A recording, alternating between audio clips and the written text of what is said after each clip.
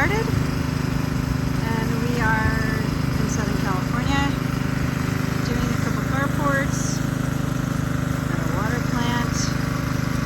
Jan is using the C1000 on telescopic pole, which is best for carports because you can stretch out over a long distance there. And we like to use a towable boom lift for a couple reasons. You don't have to pay to get it delivered and picked up, or your customer doesn't have to pay. And it doesn't matter if the ground is slightly slanted, unlike scissor lifts that are very temperamental about any kind of slant. So it is a little problematic because when you're finished with one section, you have to go down and move it forward, which always makes carports more time consuming. They'll price it high.